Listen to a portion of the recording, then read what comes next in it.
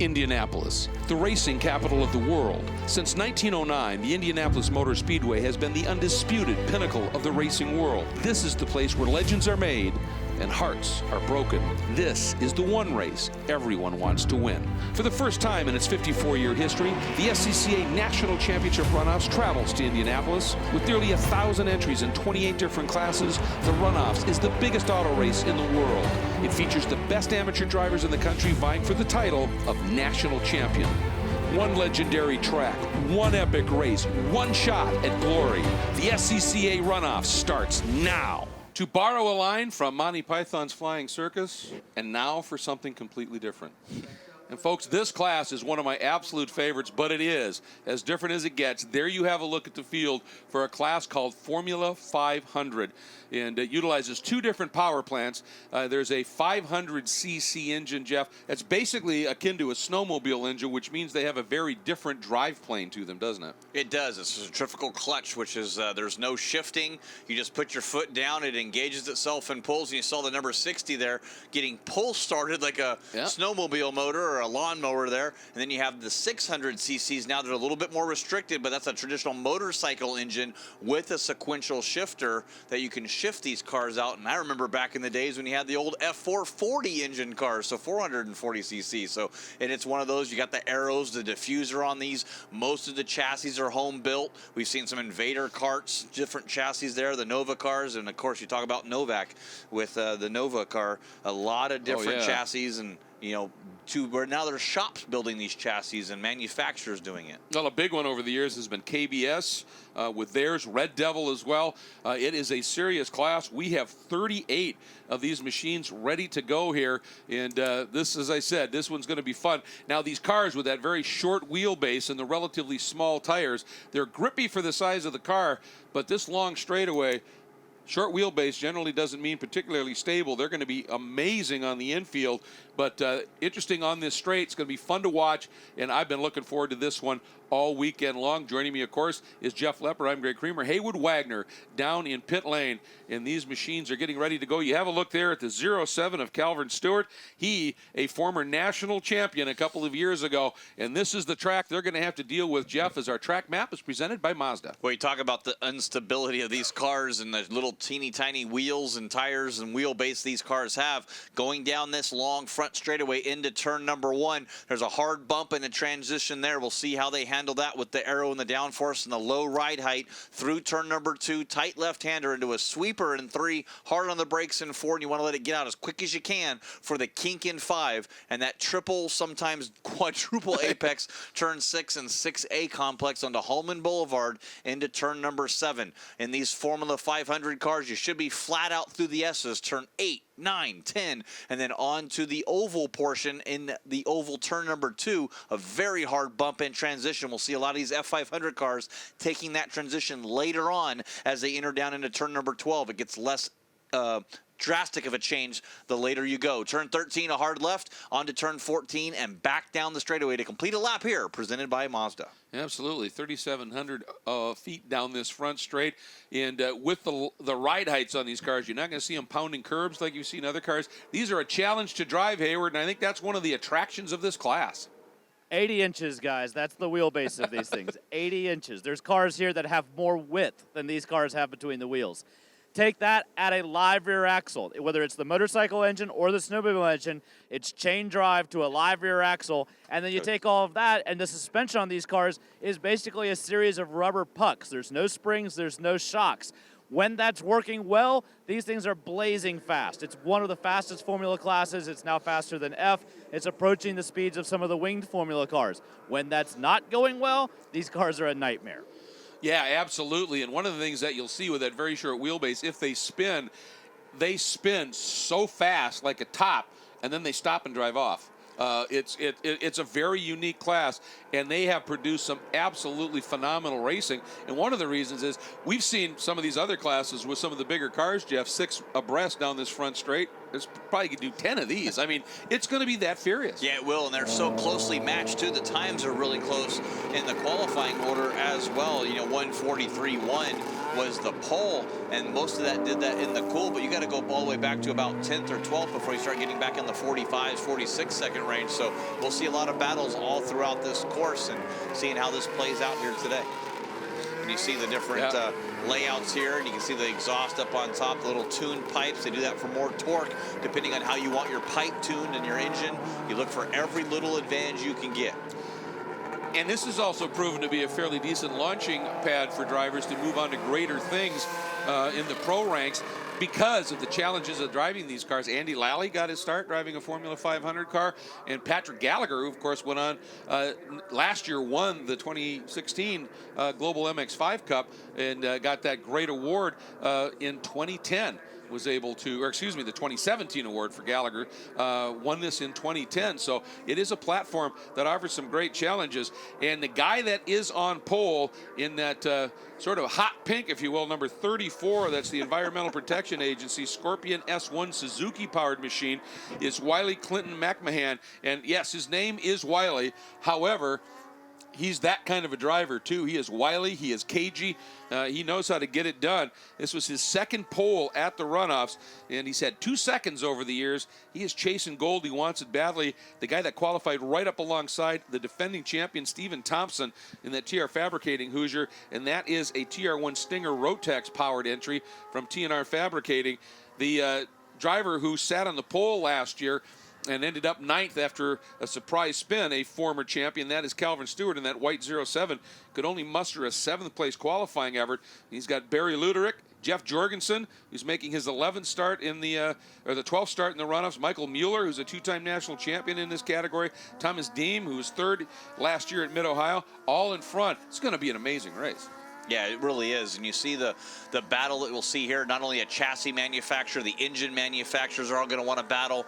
Most of these cars running that Hoosier slick on this, so I don't think we'll see too much of a tire battle going on. But also longevity. Can these cars go for that full 40 minutes over these harsh transitions? The track is very smooth, but with that low ride height and this little nimble platform, it's going to be a battle for all these drivers along. 19 laps or 40 minutes. Yeah, this is going to be fascinating. And have we lost the 34, McMahon? I don't see him there. Yeah, not sure what happened there. He pulled out. There he is. I wonder if he's having some problem, or in the aggressive tire scrubbing and warming, if he had a spin, you cannot regain your spot. I didn't see it, Jeff, but unbelievable start for pole sitter Wiley Clint McMahon. Unbelievable development here. So last year's champion Stephen Thompson will pretty much pick up that pole spot. I was going to mention second place last year, Brian Brothers starts in 8th alongside of Calvin Stewart. And then how deep is this field? In the 5th row, 9th and 10th, 2 former national champions, in the 3 of Aaron Ellis, and the 22 of James Whita. This is a stacked field. And boy, it's going to be interesting to see now what Clint, he goes by Clint McMahon, so that's what we're going to call him here, can do. But boy, going after 2 seconds over his career in this class to want to be able to finally get that gold and to have that happen, a problem on the pace lap, Jeff, that's got to be gutting. It is, and you make that mistake yourself, and then you got nobody to blame but yourself when that happens. These cars starting to come back around and get the green here as you line up. Yeah, it's going to be interesting here.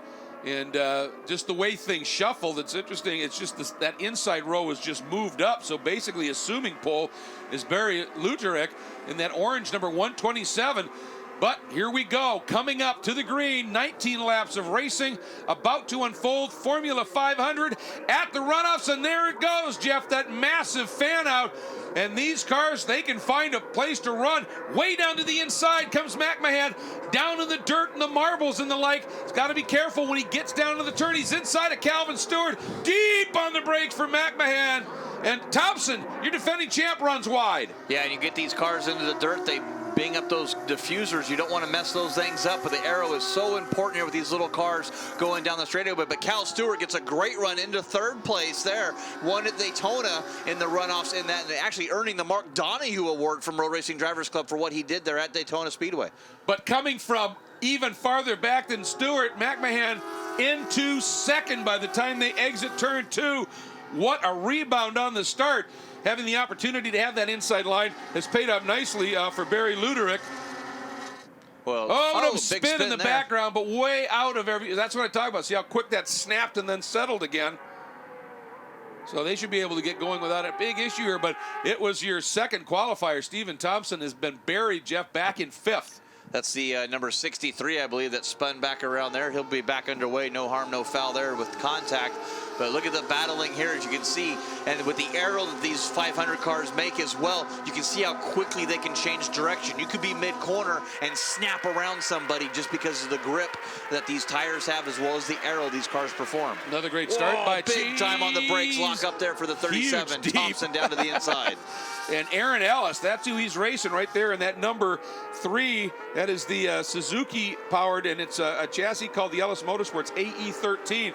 You can see some aero work on that. And Ellis, also a former champion who made a great launch, didn't get the qualifying he wanted, as we mentioned, starting in 9th. And he's up now, duking it out and just taking that 4th spot away from Thompson. You can see Stewart getting the draft over McMahon. He dropped a couple wheels off coming on there. Locks it up, slides it down into the corner. Beautiful job of driving there into turn 1 and retaining that 2nd position. Did Clint just back that into turn 1, as they say, for motorcycle racing? That was incredible. Thompson knifes back down underneath Ellis and picks up that 4th spot. And one thing we know about Calvin Stewart's car, you saw what he did at the Runoffs in 2015 up on the banking. That car in a straight line is slick. It really is. It really goes in that Nova car chassis. They worked a lot on the aero, especially at Daytona, getting the rear wing lower. And you come here to Indianapolis Motor Speedway, I think a lot of these drivers and chassis start looking at this, and you can kind of see where those wings now are all lowered. They learned all from Cal Stewart there at Daytona. Look at this.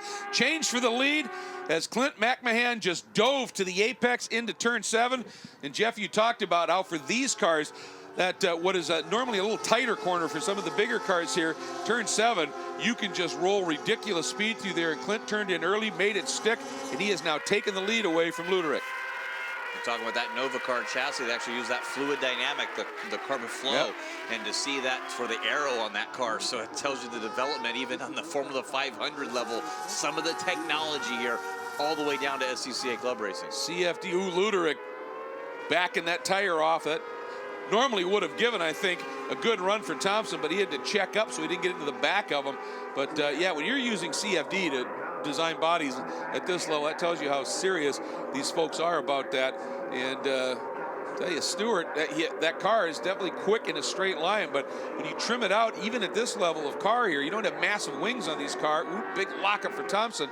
But if you get rid of all the aero to make it slippery in a straight line, which 3,700 foot straight, you think good idea.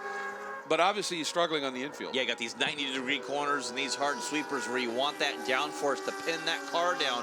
One of those is that kink right here in turn number 5. You're flat out through there. There's no lifting there. And if you lift, you're going to get hung up as you come down to turn number 6. You want all the mechanical and aero grip you can get through this double, sometimes triple apex corner that tightens up here on the exit and get back to the left to get back onto the straightaway here at Holman Boulevard. Yeah, and Stewart right now being hounded by the 84 Michael Mueller out of Waukesha, Wisconsin, runs out of the Milwaukee region, 2-time national champ. Last one coming for him at 2012 at Road America. So Stewart, you can see he's protecting a little bit, easing over to dissuade anything. But of course that now makes him, as he turns into 7, floats a little wider at the exit. Mueller got a great run, looks to the inside, and Calvin realized it and just turned in. Yeah, sort of blocked his momentum there a little bit, had to check up, and that'll give a little bit of breathing room to Calvin as he's coming down here into that braking zone at turn number 12. Hard on the brakes, gets that turning, manages that bump as your 3 leaders right here. Thompson starting to close the gap a little bit up to Luderik. And the engine notes with these 2 different types of power plant are just fascinating to listen to. You hear that high revving motorcycle engine actually shifting using a sequential transmission, and the 500cc 2-stroke power plants that just spool up and stay up and into the braking zones. You'll actually hear the drivers continuing to blip the throttle to keep that clutch engaged for the exit of the turn. This produces a wild mix of sounds. Got a chance to read through some of the regulations looking out here, and they actually, on the 600cc engines, they limit those down to 11,000 horsepower. The 500cc engines, no limit on the RPM. Sorry, not horsepower. Wow, we're going to the moon with that much power. Yes, you are. But RPM, sorry, the 11,000 Yep. horsepower limit and 1,100 RPM limit, and the 500s with no limit on the RPM. So you can hear that whine. Yep, it makes a big, big difference. And we know these 600cc bike engines, some of the other classes can run up to, what, 18, 19? So it makes a big difference. Just saw a nice move just a couple of corners ago by the 17, diving down the inside of two-time champ Mueller. So Sven de Vries out of Amsterdam in the Netherlands, and running the Satellite Racing Nova car with the Suzuki power plant in that 17. Making his moves, coming up through the pack here just a little bit, and that gives you an idea of the draw of National Runoffs competition for the Sports Car Club of America. You get a national entry, sure, but you also get international interest in Sven coming all the way from Amsterdam. I wonder what region he runs. Is that the, I was going to say, I know, the ice frozen region? I think he gets the longest travel award then if he comes all the way from Netherlands. You would think so, yeah. And he's having a great run. He's got around, as I said, a two-time national champion. He's going after Calvin Stewart, who is the champion in 2015. Now that things have calmed a little bit, let's check in to pit lane. Hayward, what's up? Guys, there's a lot of different ways to get into racing, but Sven is doing a very unique path. Matt with his team, Satellite Racing. Matt, tell us how you guys got Sven on the team. Sven's been driving for us since about 2013. He's been driving online for us in online sim racing. And I can see the talent. I know the level of talent just online that it takes to be up front. And he was there every week. So I was trying to get him in. I needed to give him the opportunity to get in a real car, so the best bet was just put him in one of ours. So from the computer to the racetrack, now at the Runoffs. And not just at the Runoffs, competitive at the Runoffs. He just got down inside another national champion. Sven de Vries now has picked up the 4th spot and got Stewart so offline in his pass. Stewart locked it up, trying to stay with him. Tell you what, I'm impressed here by Mr. de Vries. Yeah, not bad. And you think about that sim racing versus real racing, and everybody talked about how it was so stupid and never going to work. And then Nissan backed the GT Academy with PlayStation, brought up Lucas Ordonez as one of the original winners who ended up going on to win Le Mans. So these sim racers, they know how to get it done. And Sven proving that that's a good platform to start in racing if you wanted to move up into real cars. Absolutely, bit of a problem here for the number 73. Apparently, David something Vincent. let go for Vincent, and he is parked. And yeah, I mean, not every sim racer that's good makes the transition, because it is a bit different having your butt in that seat as you whistle into a corner at $150 or whatever in whatever car you're running. But those that do make that transition are exceptionally good. Jan Mardenborough is running now in formula racing at the near top levels over in Japan and Europe. Another guy who's come up and through. We've seen Brian Heitkotter, guys like that. A lot of success from the sim ranks. Just another path to get into racing. And it's really cool when you have somebody like the guys from Satellite Racing that said, well, you know, we've been racing with him on the sim. He's good. Let's help him out. And it made that happen. And battle behind Sven right now is Mueller again attacking on Stewart.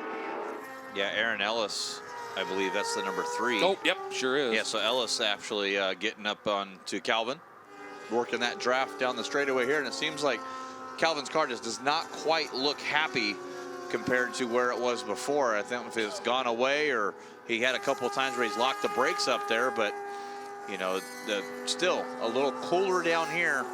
If you're thinking it's going to be hotter like it was during the week, you make all your adjustments, you come into a cool day today. We're still upper 50s. Don't think we've eclipsed the 60 degree mark yet. So it's 68, sorry, yeah, so we're 68 degrees here, and it was in the 90s during qualifying. So if you adjusted your car for the heat, nice cold temperatures here today. Yeah, and Ellis is on the move. He had gotten around Mueller. I didn't see the pass, kind of caught me out. But just looking at speeds right now, Aaron Ellis, he has a 144 mile an hour top end down into turn 1. That is comfortably quicker than anybody else out there. The only other guy who's turned a lap or at top speed in the 140 mile an hour range at 140.2 is Derek Luderik. Yeah, and it is Barry hard. Luderik, excuse Barry me. Luderik, yeah. And it is hard to get tire temperatures in these. You see how wide those slicks are. I mean, they're bigger than a Formula V car, and these cars only weigh 850 pounds. So you saw with Wiley getting the wheels back and forth and actually having that issue there on the start. Wow, Ellis got a little hung up there, and Mueller trying to see if he can battle now. Yeah, but this is where Aaron's car is working incredibly well. Like I said, up by 4 miles an hour over anybody else in a straight line. And he dropped off of Stewart because of that little bobble, and look at him just claw that back. And we know Stewart's car pretty good in a straight line, running 139.5 miles an hour. But when you're up by 5, you close in like that. And it's weird to see Michael Mueller's car, one of those few that's not running a rear wing or a rear diffuser at all.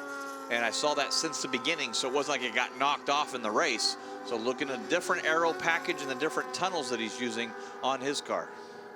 And that's one of the Red Devils that has been one of the top marks in terms of chassis for a while. He's giving it a good run, but you're right. He wants the air to close up. He's got that little diffuser at the back, but he wants the air at the back of that car to close up. That's probably because he'd rather not have anybody drafting off him. That really is a good strategy to play out here at Indianapolis Motor Speedway. Stewart still full defense mode, but how about Wiley McMahon just running it down? Oh, man, just a great run up to by 2.2 seconds last time by start finish over Luderik, who's got another 2 seconds in hand over defending champion Stephen Thompson. And watching, though, on the laps here as we watch Clint duck down into that very, very tricky turn number 12. The last lap, Luderik ran a little bit quicker by about a half a second, and that's why that margin came down just a smidge.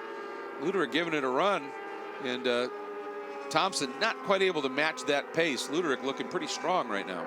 Yeah, we'll see if that gap closes anytime this time by. It was 2.2 during the previous lap, and it looks like it is exactly the same, 2.2 seconds this time by for Luderik, as they made almost identical lap times down to the 1,000th of a second. A 1:44.456 for Wiley and a 1:44.455 for Luderik.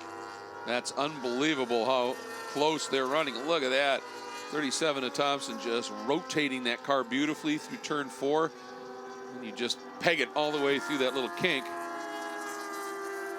Working the way, a little bit of smoke emanating from the back of the 08 of Chris Hod out of McKinney, Texas, and the Texas region. Pro Some Ventures Invader, another of the chassis that's been such a stalwart in the championship. But the KBS, the Invader, and to a degree, even the Red Devil, they just don't quite have that level of aerodynamic on the car. And so not always really as strong at some of these races, especially one where you need to be able to have that aero really working for you here.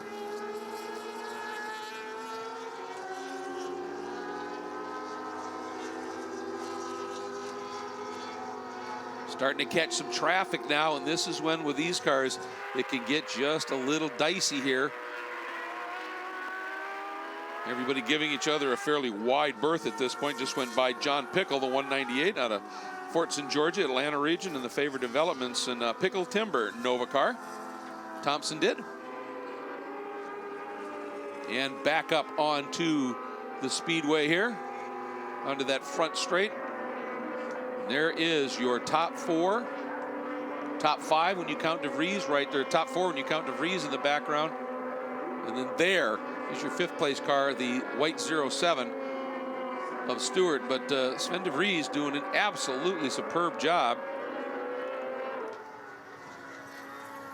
running one of the 600cc power plants with the shifting capability. And look at the diffuser on the back of that car. It's almost like a low double element wing, isn't it? Yeah, it really is. And you kind of manage that air. You get the center tunnels. So you create a tunnel, a double wing, and a diffuser all on the back. It's really great to see the different forms of engineering that goes into all these cars. And a lot of it, you know, some do the CFD, some just, hey, let's see if this works and go run it. And you're not allowed to run big wings or dive planes on these cars. So if you start to get really, really stout grip at the back, not a lot you can do at the front. So that's where a lot of, I think that CFD comes in, is getting the balance of these cars right. Yeah, you want to be able to, especially with that small 80-inch wheelbase. Yeah. Balance is more important in this category than anyone you'll see racing in the 24 championship races this weekend. Mueller just going out of frame. Again, working some lap traffic here. There's the 198 once again. John Pickle didn't exactly get the qualifying run he wanted. It just sounds like he's not able to pick the throttle up very well in that machine.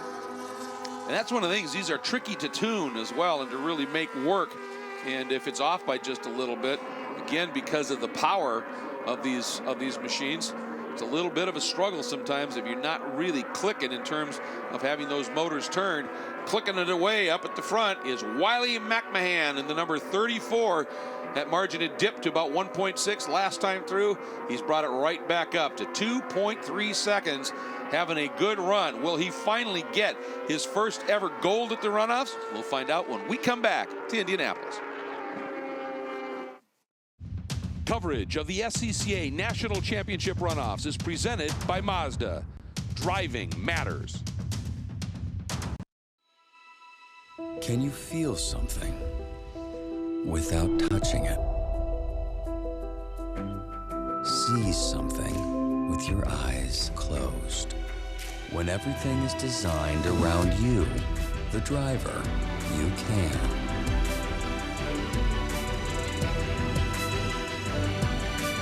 The Mazda 3.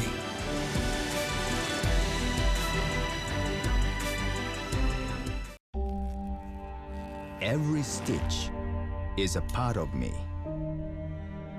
All these shapes and designs express our devotion to craftsmanship.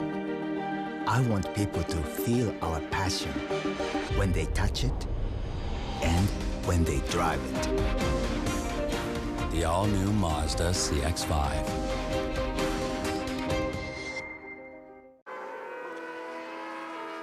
Welcome back, everybody.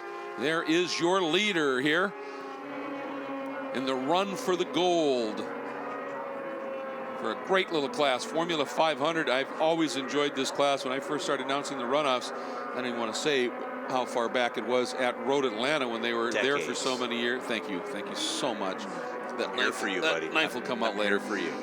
This was a class that was hugely popular then, and they put on some absolutely amazing racing, and I'd go in and work corners for a few days, and just being near the track when these cars would come whistling through, and I mean whistling through, was just always a lot of fun, and it has continued to be ultra competitive and great fun. Talk about fun with cars. It's hard to have more fun than you do running in one of these machines. And right there, Barry Luderick having a solid run in second, able to keep Thompson at bay, although you can see now that Steve is starting to close it up just a little bit. He was about 2.5 seconds back, and that's down to within a second last time by, and DeVries is coming with them. And what that tells you, it might be a problem here, is Luderick losing a little bit of pace, and he is relative to those other guys. Yeah, you can see it's starting to close in. There's about a 4-car width gap evenly from second, third to fourth. So the battle for the podium is not over. Halfway through this race now with 9 to go. It'll be 8 as they come back by.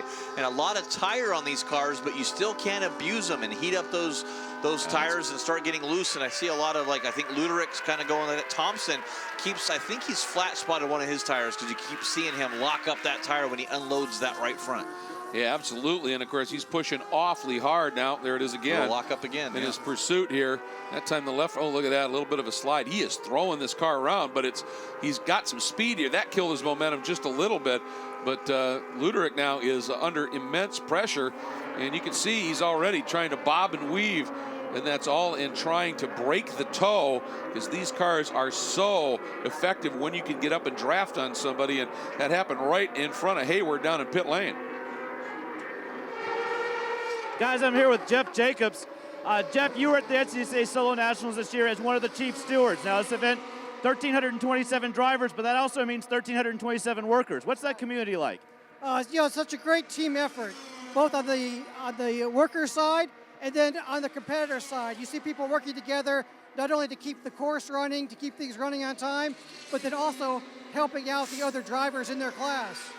Now, this year was a good year for you. Competition is typically tight, but you managed to pull a trophy out, didn't you? Well, we wanted a challenge running that Corvette in the SSR class to run against the best, and we certainly got it this year. Really excited to grab that last trophy position.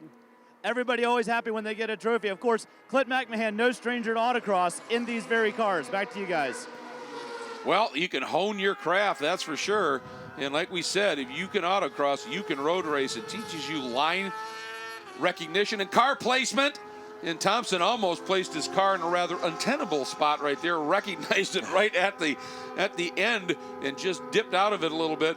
And Luderick, as you would expect, Jeff, is going to defend fairly furiously here. He is, and this will be a battle. Now you see Thompson was running a little bit quicker, got onto the back bumper about a half-second quicker than he was against Luderick, and now the battle's on trying there. And as they start battling side by side, you see DeVries starting to come up there and battle too as well. Like I said it before, the battle for podium here in F500 is far from over. Second, third, fourth, all on your screen. Yeah, but as these guys intensify their fight, the battle for the gold might well be over, as Wiley McMahon has opened that margin up now a sizable chunk, pushing 5 seconds, and it all happened in the last 2 laps when these guys were scrapping. And you saw the attack by Thompson, lost that little bit of momentum, and DeVries going to try and get down the inside. And DeVries showing, I think, a lot of racing smarts right there, knowing I wasn't quite there. I could try and stuff it down to the apex.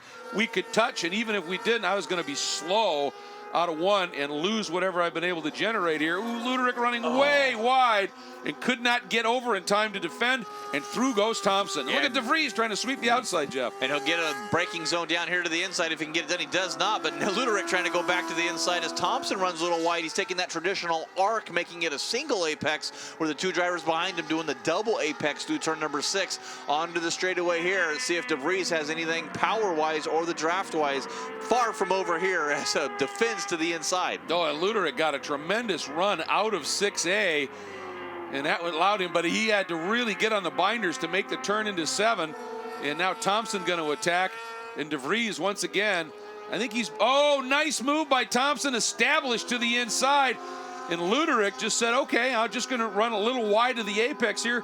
And that worked. He carried some great speed through 10. He did, and that really hurt Thompson as DeVries going to try to go and see if he can make the pass through turn number 12 here, hard onto the braking zone. He's going to have it done. You can't do the over-under here. You got that bump, so you can't really get back to the power fast enough to swing back around the driver that just passed you. And again, and that time it's DeVries has the back end step out big time. That's a momentum killer. And could Thompson do anything with it? I think he had to check up a little bit too, or he'd have got into the back of him. And that's what Luderick needed, because those two guys were showing some really good speed. I love that bob and weave. When you got a lot of these guys that are in a train, which often happens in this racing, it's really fun to watch. Looks like a big snake coming down a straight. Yeah, it really does. And you wonder if the guy in front's blocking. He's just not. He's just trying to break that draft, mess up the air for the car behind him to not get that toe. He got through turn 1, turn 2, and turn 3 very well. And you see Stephen Thompson locking those brakes up once again, and the car steps out. Quick recovery, though, to minimize the loss. Yeah, one thing you better have if you're going to be a front runner and a championship contender in this class is what they call quick hands. Back and forth and quick, and you see them fighting this wheel all the time. And I just wish a lot more of these folks driving these F500 cars would wear some Dayglow yellow or orange gloves so we could really see how much they fight this battle. Oh, I think I'm absolutely with you on that. Just watching them work it in the cockpit is just absolutely intense. And what's going to get intense in this battle here, there's a clump of cars that they're coming up on here, Jeff. They're going to run into some traffic in a hurry. And where you catch that traffic will determine how well you can get through it. If you catch it in the corner and get hung up, you can lose 3 or 4. You see Luderick just using every inch he could on the lap traffic. Did not want to lose any momentum whatsoever coming on out of turn number 11. Yeah, the guy in that lap car may have been spooked, but Luderick did that with purpose, as you said, not to mess with the guy, but to not lose any momentum here. And still in all, DeVries, Luderick got way crossed up on those curbs. DeVries got the run. He is going to nose around the outside. Let's see what Luderick has in terms of straight line. And now DeVries has to figure out a way to defend on the toe here. And he goes way down to the inside. Luderick pops to the outside, and it's still a drag race here. And there's more traffic ahead. See Luderick look over his shoulder. Where was that car? Can I do anything here? And realized, and that lap car got in way deep. Luderick had committed to the outside. It's going to lose a ton of momentum and then spins right in front of Thompson. Whoa.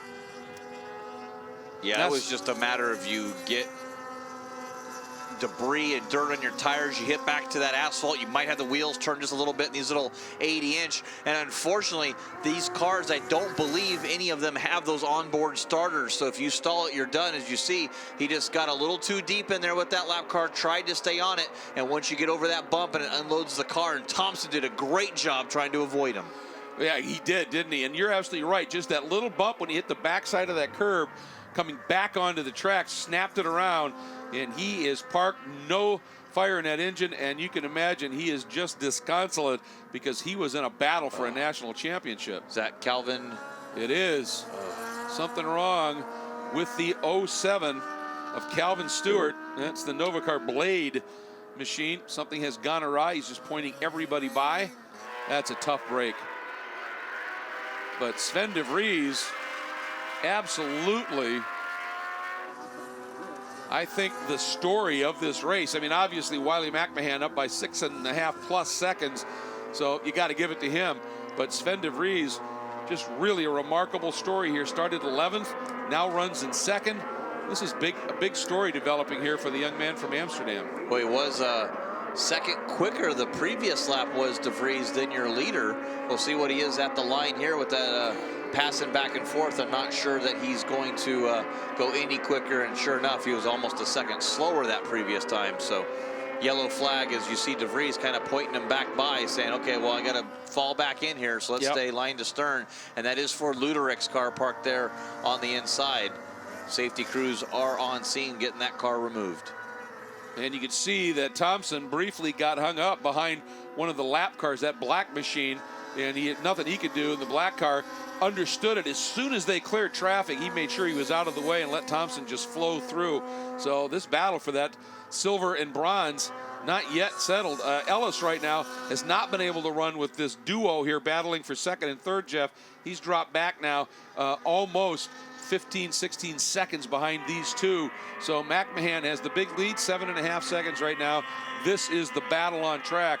Who's going to get which medal is really what it's for. It is, and Thompson closes that gap a little bit. It was a relative big gap back forth, a little over a second. Now he's closing back in, so we'll see. 4 laps to go. It'll be 3 when they come back by, and you can see the front wheels on that number 37 just back and forth, fighting for grip, trying to get the acceleration down as quick as you can. And you can see, I mean, these chassis are relatively, some they like them really stiff with those pucks and the like, and others like it with a little bit, be able to get some roll, to get some plant, but it certainly looks like the issue that Thompson's having right now is locking up that inside tire, which just doesn't give you as effective braking. And then it also helps you, hurts you on the straightaways. You get some massive vibrations as they go through. Is that Ellis? Looks like Ellis still dropping some wheels off. That was a move. Jeff Jorgensen. Yeah, able to, apparently they got into a side-by-side, and Ellis ending up getting the worst of that. Jorgensen had started fourth and dropped way back in the order, and now looks like he was able to reclaim the 4th spot, so good run for him. I'm going to point out, starting in 6th, the number 4 of Thomas Dame, running now, is able to work his way back up into 6th. He slipped back a little bit too in his number 4 Dame Dimensions Nova Blade entry. He had one of those moments that Wiley had here, spun on the pace lap at Mid-Ohio, dropped way back in the order to 14th, came back for a bronze medal. So these guys, they can get the job done. And you see Jorgensen there, the number 64. This is his 12th start at the Runoffs. Another driver who's twice been on the podium but never been able to work that gold. And look now, Thompson all over de Vries. And there was, I think that lap car may have blunted Thompson's attempt to get underneath in turn 7. So he had to stay a little bit tighter in. Couldn't get the swing he wanted, but he's got speed again, doesn't he? He sure does. He's really recovered there. I'm not sure if he's going quicker, de Vries is going slower. Trying to work that draft down here in turn number 12. 3 to go. It'll be 2 to go at the line when they come down. Thompson to the outside. de Vries protecting that inside line. You got to be careful over that bump and transition there. Is Thompson going to try to stick it down to the inside here? Does want to be, I don't know why he's so desperate to get around. Oh, and the car off to the side there. You got to be careful as he comes back on track right in front of our second and third place car. Yeah, they did a nice job, recognized it, and just opened the wheel up a little bit on the run through turn 14 up onto the banking here. That last lap, but I think it was traffic induced. de Vries running a 150.1, Thompson a 149. This time de Vries right down into the 145s again, running quicker than your race leader. But that little bit of traffic and that caution, McMahon's lead now, Jeff, up to 12.5 seconds. Yeah, and that's That's a huge gap when you have a lead, and he's still lapping in that 1:45-second break. So bracket, so no harm there. As you see, Thompson just locking up those front tires again, doing everything he can to try to stay on this back bumper of DeVries and try to make a pass. Now, we saw this in the F5 cars that we haven't seen all day. They were able to draft and get that pass completed before the start-finish line. Yeah, if you're close and these cars can draft so strongly, it can make a big difference. And keep in mind, next time McMahon comes by start-finish, he should be getting the white flag and starting our final lap, which means these guys have basically a lap and a half to sort this battle out as well. And DeVries, just that little bit of lockup for Thompson, and it gave DeVries just enough room here. It's about 10 lengths for these cars that he's got right now. But boy, Thompson, just look at him flow and throw that thing around. Just these beautiful little slides. Hasn't used any of it up, apparently, because he's still going by pretty fast on the lap times. Coming up into that braking zone, turn number 12. You want to stay off that curb, turn down, let it float out to the left, but get back to the right as quick as you can for the left-hander here, turn 13. And it is a white flag. Y.E. Clinton McMahon getting the white flag. 1 to go. 1 to go, and here comes this battle, and DeVries able to open up the biggest margin he's had for just a little bit here on that run up to this final lap as they get underway here. Again, well behind McMahon at this stage.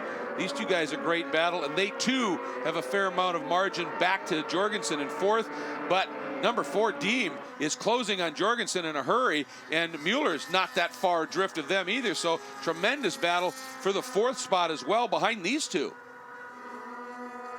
Everybody wants to get one better position. It does not matter where it is. Absolutely. As Thompson locks up there in turn number 4, comes through the little kink here in 5, into turn number 6. DeVries giving himself a little bit of room there for that second place. Thompson still in that podium spot, so you got that balance of, do I go up there and battle for second, make a move, and possibly lose that podium position, or just stay where I'm at?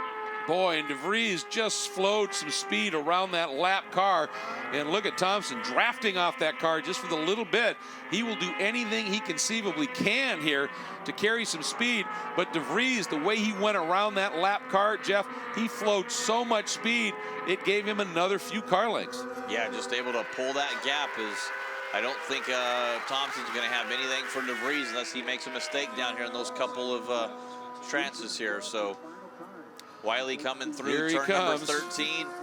So close, Jeff. 2 times he has been a silver medalist here. He's wanted this for so long. Onto the front straight, and it's going to happen. Wiley, Clinton McMahon, gold medalist in Formula 500, and he does it in Indianapolis. Look at that, the fist pump. He is beyond elated right now. The battle for second at the line. It's DeVries hanging on and getting a silver medal over last year's national champion, Stephen Thompson. Oh, look at this, a big scrum. Cars everywhere. That's the 64 of Jorgensen. And is that the 4 of Diem? Yeah, they're both off there on Oh, the track. my goodness. So this fourth place could change absolutely here. Mueller, does he get it? Mueller gets it just. Yep, that was Thomas. It wasn't Thomas Diem who went off with Jorgensen. It was a lap car. So Mueller ends up in fourth, and Diem had to check up. Mueller got the run and snuck by him in the last corner for fourth. Diem ends up in fifth. Such is the way things can change and swing here in Formula 500. Wow. Never truly over till it's over. You go till the end. Let's see if we can take a look here. That looks like a lap car there. Yep. And I believe, oh, I'm not sure. Yeah, it looks like, unfortunately, it looked like Jorgensen just sort of followed him off there and then trying to get back on as quick as he can, just lost the front and got hit there and spun around. Oh, man. The slings and arrows of racing fortunes. Obviously just exceptional here. And what a run, though, for Wiley McMahon. Like I said, he's twice been the silver medalist. He's always fast. I mean, he really puts it together. You always see him qualifying well, races well, hasn't always had the absolute best of luck, but he sure did today. He absolutely did, and it'll be interesting to find out what happened on that pace lap to see what put him back into the field there. and caused that problem, but he was able to recover great and really moved his march to the field. I think he started back in 6th or 8th. Yeah, and it was got 8th, I himself think. back up to that front of the field. Well, he was second by the exit of turn 2 after being 8th. And, you know, we didn't see it. Our speculation is he may have just had a quick spin on the pace lap. It happens. These cars, cold tires, you're really trying to build some heat and you're snapping them back and forth. And like I said, when they go like a top.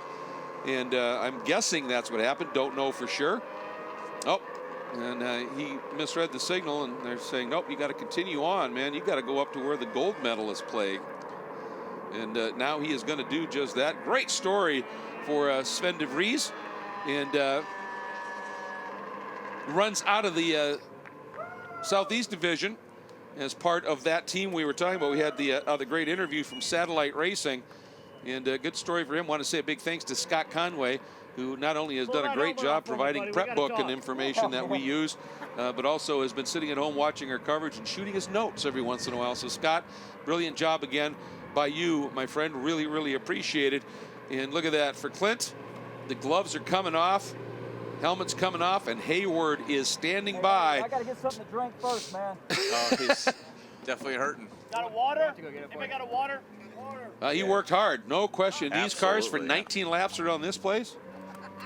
Yeah, you're fighting and you're battling it. You're moving back and forth. It's hot. Is you don't that- have a lot of aero in there. And was that a sick joke? They gave him a bottle of water to match the size of the car? Oh, that's terrible. Terrible. Nice there with the blower, getting some cold air on that. Get that going. Yeah, great job and well earned. He's been after this for a while. Thank you, sir. And obviously you work awfully hard in these cars and they pound you a little bit as well. He's just trying to get a little bit of fluid in them. Let's get down to Hayward. Well, I'll tell you, this is an idea, Hayward, of how hard these guys work. Clint McMahon, a long, long, long time coming. Is this joy or relief? Oh, it's both. It's both. We worked really, really hard. It was a tough week. You know, we just tried to perfect every single session that we had. And, you know, through last year's season's experience that I received, you know, that was my compliments of the F600 Challenge and Metalloy Corporation. They gave me the opportunity to go into the Road of Indy, and I used all the information that I had there. I used resources that I had from that place here. You know, John Block, Kelly Jones, those guys, they really helped me out in being what they call inch perfect. And I know that I'm going to hear about my lap times falling off halfway through that, but I was just want to get through that race. Well, you made it through the race. You almost didn't make it through the pace lap, though. Yeah, that was kind of stupid on my part. You know, we always warm the tires up on the pace lap like that, and I don't know what happened. That corner's been pretty consistent to be able to do that. For whatever reason, I got over in some slick stuff and just stomped on the gas, and it spun out. But, you know, nevertheless, we were able to work through that, get back to the front, and move on. Well, I know Jim Murphy's about to jump out of his skin over here. You got a victory lap to take. Anybody you need to thank before you go? Oh, yeah, there's two people that's always been there. My dad and Jim Murphy. You know, those guys have always been there for me and got me here. There's other people that's been able to help me along the way, like Metalloid, Fred Edwards, Tom Edwards, you know, but those guys have always been there. I'd like to thank my crew members, Bob Clay and Stacy, you know, for getting me here. Well, congratulations one more time around the track. Yeah, and this is that special one, the lap of honor, and they're going to hand him, there's the medal that's going to go around his neck. This one is gold, and you could hear the emotion in his voice, Jeff. When you've chased it for a long time and you've come so close to finally get it, and especially after having that problem on the pace lap and spinning and dropping back and thinking, oh, no, not again, to be able to come back and do it as we take a look here at our provisional Formula 500 results, that's remarkable. Same story. I can't wait to hear from Sven de Vries. What a great story he has been here, and for our defending champion, another medal, not a bad day, especially fighting all of that lockup for Stephen Thompson, and then just some great running there as well. Mueller, a former double champion, up into fourth. Deem coming up, and then the last lap being able to sneak back into the fifth spot. Just some absolutely great running, obviously, and what a joy to be able to call this race here. And I've been fortunate to announce Clint for a long time and to see him get gold, but I tell you, I think maybe the story of the race, other than Clint, is Mr. de Vries. Sven de Vries, you might be the story of this race. Clint kind of got a chance to check out after the first turn, but you really had to fight through. Yeah, that was an awesome race. We knew we had a task at hand coming from 11th place, but I know I had a good car. Was able to consistently do those laps and an awesome race with all of these guys. Close, fair, hard racing, just the way I enjoy it. But this is amazing. This is expecting everything I was hoping for. We talked a little bit with the beginning with one of your team members about your background and coming up through video game and simulator racing. How does that prepare you for a race like this? Pretty well. Yeah, it's obviously it's a little bit different, but it gives me a chance to get to know the track very well. So right off the bat, I can usually put in some good lap times. So, but I owe it all to that guy standing over there, Matt Strand, Satellite Racing. He's the one that gave me a shot to do the real cars 2 years ago, and took off from there. And this is just amazing to finish second at the Runoffs against all these national champions, race winners. It's amazing. Congratulations to you on the silver. Thank you. Yeah, incredible drive. And I mean, considering he came from 11th and had to not just keep it on the track, and there was some moments there in the opening laps where it was a bit chaotic, and then to be able to just hunker down and put the laps in here, couldn't quite match this guy, but gave it a heck of a run. He did, and the move from that simulator racing to real racing here in his first race, getting a second-place finish, sort of the best of the rest. Nothing to shy at. No, absolutely not. Just an incredible drive. And, of course, now your defending champion ends up with another medal, and seem to be having a little bit of a problem either with brakes or just lockup in general, but a great drive, Hayward. It was a great drive. It looked like at the very end you were starting to have some issues with the car. Was it going away from you a little bit? Car started to go away just a little bit. I might have locked up a couple of times, flat spotted the right front pretty bad. Probably flat spotted the left front and the two rears as well. We were trying pretty hard, but there was only so much you could do. That's what we call a match set, right? Yeah, no, it was good. When they got in phase, it jumped off the ground a little bit. It was nice. So a bronze medal here, a gold last year, but another podium at the Runoffs. Congratulations. Hey, thank you very much. Want to make sure to thank my wife. Thank Ted Johnston, Mike Hintz, Brian Brothers, Randy Smith, and all the Waterford crew. Congratulations to you.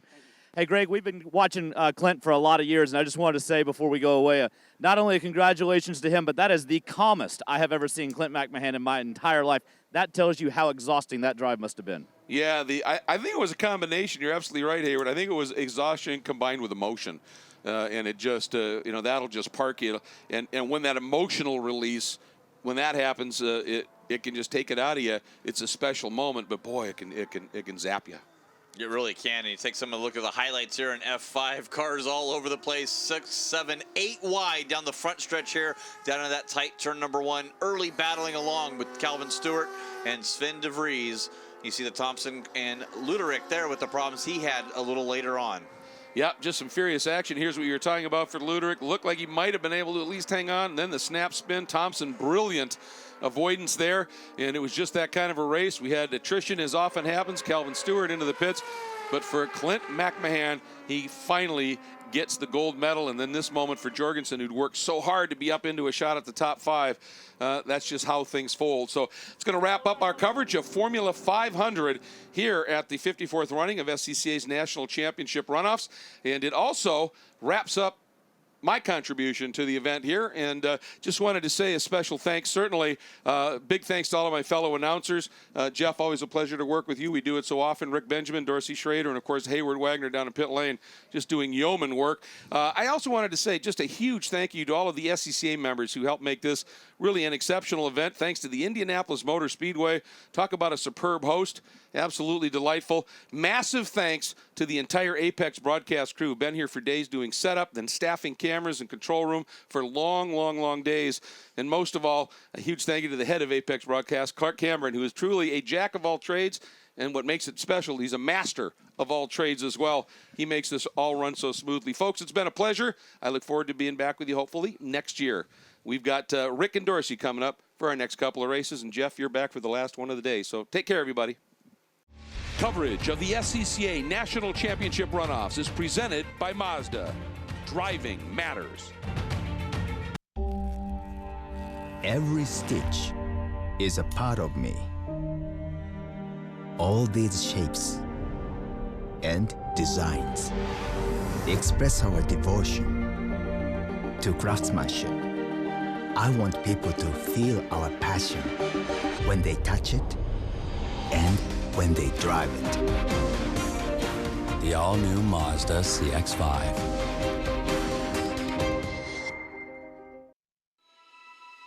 Can you feel something without touching it? See something with your eyes closed. When everything is designed around you, the driver, you can.